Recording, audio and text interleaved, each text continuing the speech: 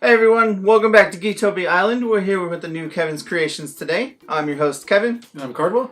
And today we're bringing you a new crazy little deck that I built. It still worked, it's still in the works, but we're getting there. I'm learning the ins and outs of Ciel, the new ruler from Winds of the Ominous Moon, the green one. So that's the ruler today. Ciel, Ancestor of the Priestess. I mean, she looks like she can be fun. Yeah, she's got a pretty crazy, trigger ability, a come into play ability, but we'll get to that. Yeah. She's got a lot going for her. And I went the easy route just to start and see what it does with the aggro, which I've learned that she's not so much like a quick aggro, but like a mid-rangey aggro. So Tempo almost. yeah, tempo would be real good with her. With that, let's get into it. So, Ciel, she judgments for a green. Already great. Just one green. Done. She energizes for a green. And at the end of your turn, attach target aura in your graveyard to this card. That's what her front side ruler side does. Yep. Pretty simple, pretty straightforward. So, when she judgments, she's got a lot, so bear with me. She's a 10/10 J ruler. When this card enters the field, you choose up to 1 for each aura attached to this card. You can put 4 1/1 counters on target resonator you control. You can make 2 4/4 Wind Spirit Resonators with flying. You can recover up to 3 magic stones. You can gain 1,000 life. You can draw 2 cards, or you can deal 8 to target J/Resonator. She gains imperishable as long as there's 3 or more auras attached to her. Which is nice. And then whenever she is destroyed on this side, you remove all auras attached to her from the game. Now, of course, Kevin, with multiple auras on her, we have decided the rules are where you have to go from top to bottom, correct? Yes. So whichever ones you choose, if you've chosen one down further, you can't go back up. You choose them in order. So make sure you know what you're going to get when you flip. So you have to get counters on a dude first, and then you can make the dudes. You can't make 2 dudes and then put a counters on them. So whatever you're doing, it's got to go top down. Yeah, of course, the word choosing throws people off, but that literally from top to bottom. Yeah, that's just how it reads when it goes down. So you have to do top, bottom, but you can choose up to all 6 of them, or you can choose 3. Yeah. The magic number I found really is 3, at least for this deck, just because you're trying to get there quickly. And it's imperishable by that point, so. Yeah, and you get to get back more. But with that, let's delve into the deck and see what we got to help her out. All right. Of course, number 1, green, let's get it over with. Laurite. Yeah, Laurite's there. He's good. He's good. 1/2 for green, quick cast, counter target activated or trigger ability. That's really all that matters. Because, of course, with her ability, it can be Laurite. Yeah. Correct. Yeah, so be wary of that. Yeah, if they're playing green. So you want to Laurite their Laurite. Pretty much why he's in the deck. Yeah. And he's just super strong that destroys everything else, so. Yeah, but when they can Laurite your whole come into play trigger, and that's the reason you need it to judgment, yeah, it kind of makes your day bad. It makes you sad. Alright, the next 1 drop here. It's a 3/3 Little Red. Of course, when this card gains +1/+1 for each wind magic stone you control. And then it gains swiftness as long as you control a non-special wind magic stone, so a basic magic stone. She's just good in an aggro deck. Any kind of quick get there deck. I mean, 1 mana. She's already a 3/3, but she gets bigger for each stone, so great. Yep. That's 1 mana. I have a 6/6. 1 mana. I have a 9/9. So forth, so on. It's ridiculous the amount of the further it gets, the better she gets. And the next one, Angel of Hope. Oh, we saw this in the Aimul deck that we made. And of course, with Imperishable, you can flip multiple times to help later Angel of Hopes. But she's a 1-drop white creature. 2/3 Flying Drain. Whenever you judgment a ruler, inverse this card. But whenever you gain life, put a 1/1 counter on this card as well. She's I don't know, I really like this card, actually. Yeah, she's super good for what she does. And in this deck, she's really funny just because there's multiple ways you can do things with her. Exactly. And when you do inverse her, she becomes a bad bee. She's an Angel of Despair, a 4/5 flying. Plus whatever, when you inverse, the counter stay on. So, there.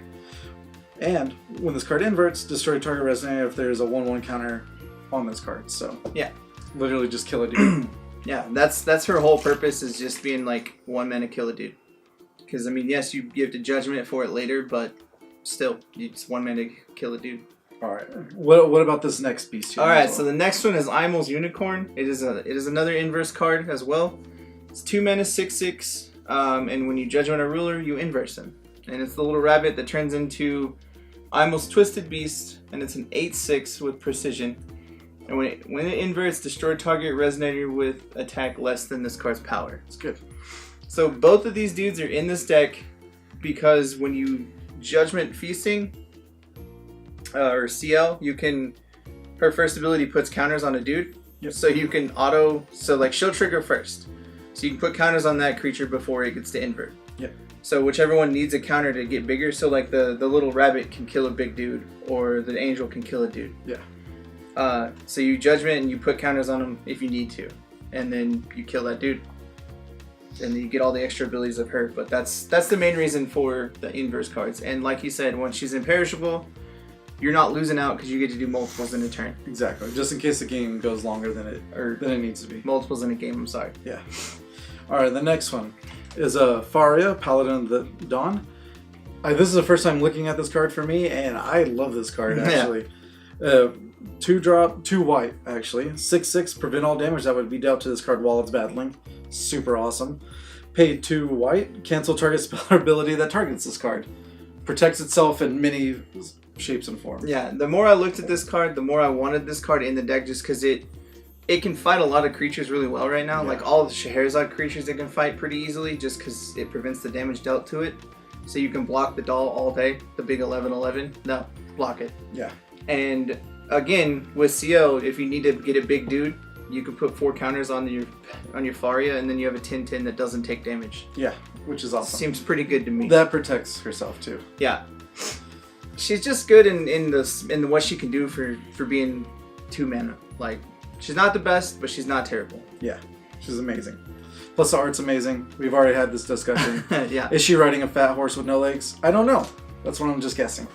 But we'll get to the spells now. Yeah. Go ahead and jump into it, Kevin. Alright, so the first one we got is Resuscitating Will. Yep. It's one of the auras. It's 1 white, and you recover target J/Resonator. So it allows you to do so many things just because you can one-shot somebody with Ciel if you get that point. If they're at like 20-ish health or 24-ish health, you're just like, swing 12, swing 10, whatever, swing whatever, untap, swing again. Yep. It's super good. Or you can block when you need to. You can trick them and be like, untap that dude, block. Yep. Thanks. Especially with Faria. Block, it's tapped. No, yeah. Untap. Cool. Done. Yeah. Alright, the next one, Whirling Winds. It's a 1 green quick cast. It's an aura as well. So choose 1, draw a card, or remove target attacking J/Resonator from battle. Great. Just like that. It's like Scarlet's Agony, except you don't get both. You just get choose 1 or the other. Yeah. But it's an aura, so that's why you want to use it over Agony. Yeah. Because it helps you get Ciel to do great things with her Judgment. And to quickly throw in the graveyard, it's quick cast, so turn 1, just go draw a card. Great. Done. You have an aura there. Next one, Winds of Guidance.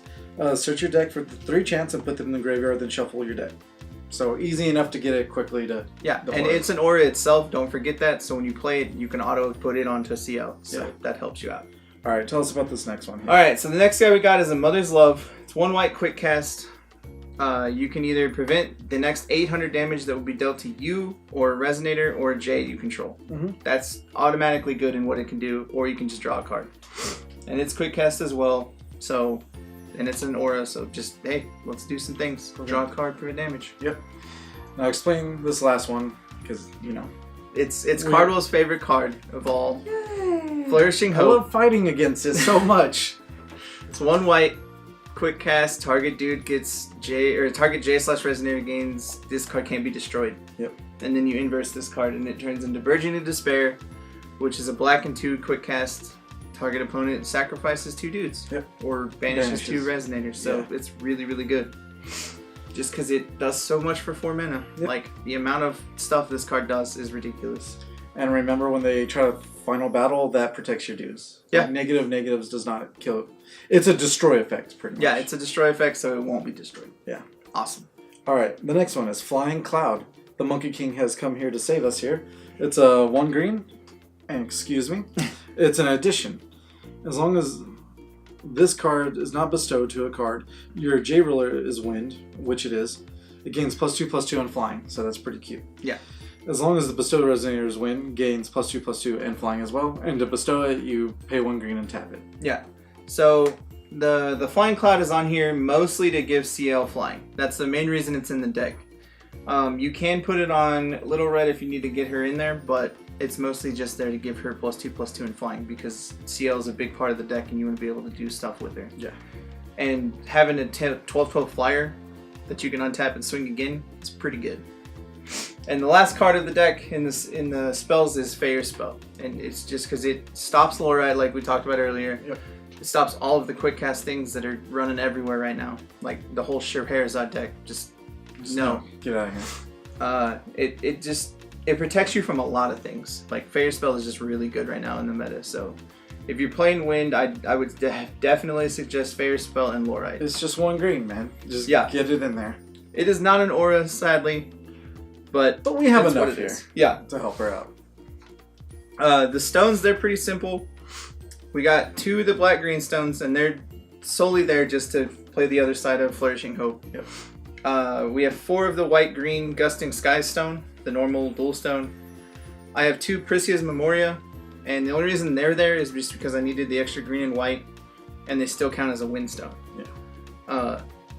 And you're going to have enough life gain to not worry about it, so the 3 life isn't a big deal, but you need it mostly for Little Red to stay big.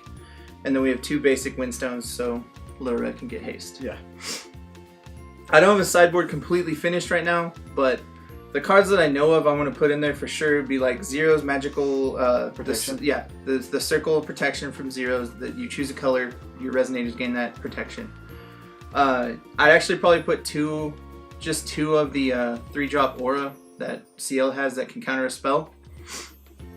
Just because it's an extra counter spell and it helps out Ciel. Yeah. It's great.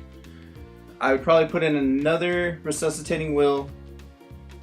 And then the 5-drop guy, I think is a 14/14. I remember his name right now. But he gets less for if you have 2020 life or less. He becomes 2-drop. Yeah. And then you remove an aura from your graveyard, he gets either flying, drain, or precision. Dude is amazing. It's pretty good. I would put him in the board just because if you need it late game, you need it late game, or you can side it in and be like, hey, here's a big dude. Yeah.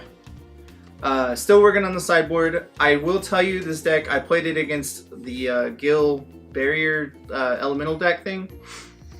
That deck will totally wreck you just because Barrier is so good. So just know that if you're playing Barrier, or playing against Barrier, you're going to have a way to answer it, which Burgeoning Despair does really well. And Final Battle. Final Battle does really well. But Gil, in and of itself, just having Barrier, and then the black-green Gil having Barrier, is just, it makes your life so difficult to deal with. Silly. Because it takes out like 2 or 3 of your cards. The Whirling Winds totally negates all of them. You're just like, oh, that's their only Resonator? Great. I can't stop that. I'll just draw cards. Yeah. I mean, yeah, you still get to draw cards, but it's just hard to deal with. Yeah. But that's it for right now.